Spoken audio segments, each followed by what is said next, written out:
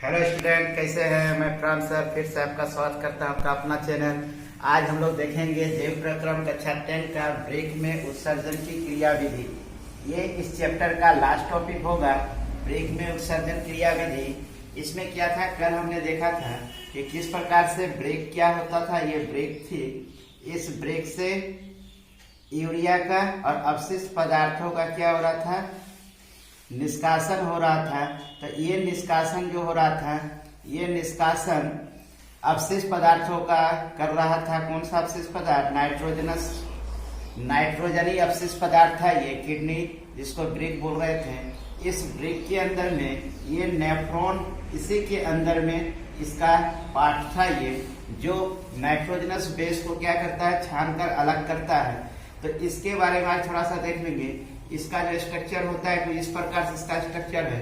इसके प्रमुख भाग जो होते हैं, ब्रेक धमनी की शाखाएं होती है और कोशिका कुछ इसकी प्रमुख भाग होते हैं, जिससे क्या होता है कि धमनी शाखा क्या करता है, प्रवेश करती है इसी के में सबसे पहले, और यहीं पे जल, लवण, ग्लूकोज और अमीनो अम्ल तथा नाइट्रोजनी अपशिष्ट पदार्थों को क्या करता है, ये छान कर ये जो नलिका कार जिसे दिख रहे हैं, जिसको बोमन संपुट कहते हैं, इसमें आके ये इकट्ठा हो जाता है। और इसके बाद ये इकट्ठा होने के बाद ये इसमें ब्रेक के, जिसको हम लोग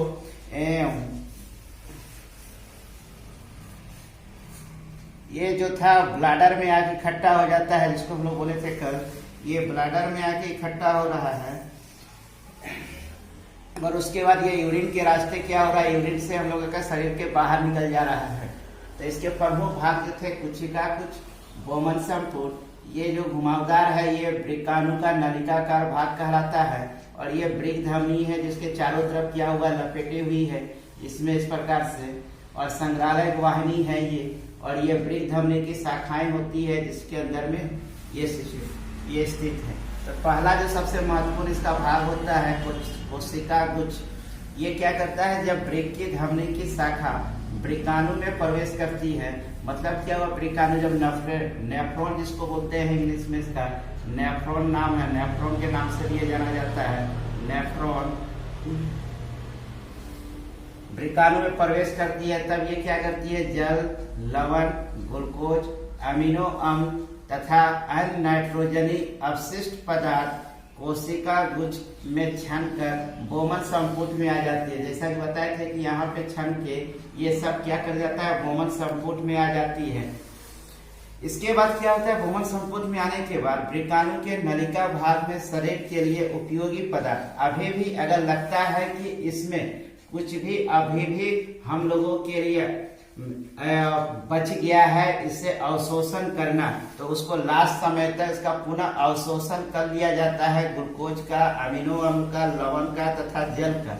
जब पुनः अवशोषण होने के बाद जब अब बिल्कुल ही अपशिष्ट पदार्थ में बदल जाता है, तब उत्सर्जित पदार्थ ब्रेकाणु के नलिकाकार भाग के अंतिम सिरे में रह जाता है और मूत्र का निर्माण करते हैं। तो ये बिल्कुल यहाँ पे आके इकट्ठा हो जाएगा, और ये क्या होगा, यूरिन मूत्र के रूप में ये पास होता है।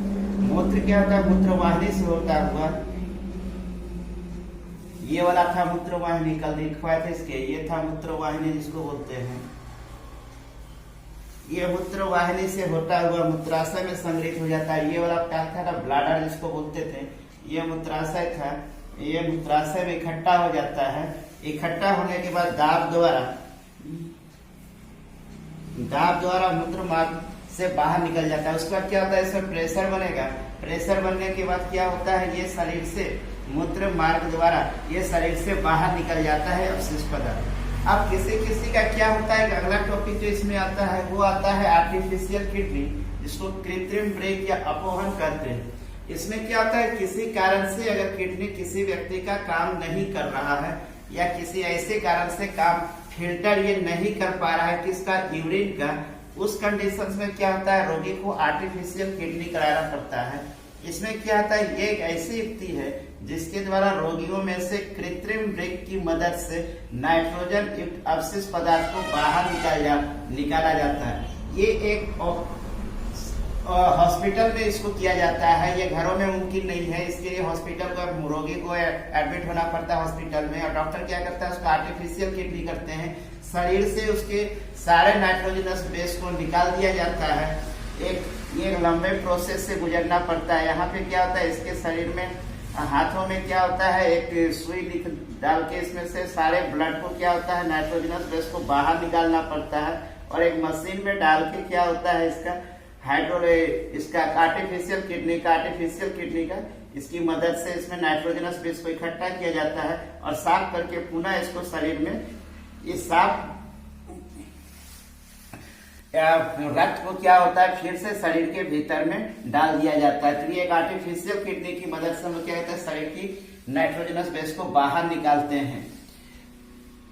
अब होता है पौधों में उत्सर्जन। अभी तक तो हमने देखा कि ये मनुष्यों में उत्सर्जन हो रहा था। अब क्या होता है कि प्लांट में भी क्या होता है, उत्सर्जन होता है। प्लांट एक्सप्रेशन जिसको बोलते हैं। इसमें क्या होता है कि बहुत ज्यादा मात्रा में पानी क्या करते हैं, कोई भी पेड़ पौधे क्या होता है, एक्सेस पानी अगर उसको मिलता है, अतिरिक्त पानी, तो पत्ती क्या करता है, उस पानी को एब्जॉर्ब कर लेता है, और उसको पत्ती के जब इसकी आवश्यकता नहीं होती है ये पानी को, तो ये वाष्पोत्सर्जन प्रक्रिया द्वारा पादप क्या करते हैं, अतिरिक्त जल को मुक्त कर देते हैं। इसमें क्या होता है, इसको वातावरण में मुक्त कर देते हैं। कभी कभी देखे होंगे ठंडा के दिनों में ठंड क्यों लगती है, क्योंकि वाष्पोत्सर्जन होता है, और नमी क्या होता है, वातावरण के नीचे कंडीशन में रहता है, जिसके कारण वातावरण में ठंड का एहसास भी कराता है। पादप कुछ अवशिष्ट पदार्थों को अपने आसपास मृदा में उत्सर्जित करते हैं। पादप जैसे कि इसका पत्ते का गिरना झड़ जाता है, तो ये पत्ता क्या होता है, जमीन में आके पुनः क्या होता है, मिल जाता है अवशिष्ट पदार्थ के रूप में उत्सर्जित मिल जाता है, जो उसका उत्सर्जित पदार्थ जो होता है, और ये खाद के रूप में पुनः बन जाता है। तो इस प्रकार से हमने देखा कि प्लांट में किस प्रकार से उत्सर्जन होता है, मनुष्यों में किस प्रकार से उत्सर्जन होता है। तो हम लोग इसके बाद मिलेंगे एक नेक्स्ट टॉपिक में एक नए चैप्टर के साथ। तब तक के लिए थैंक्स।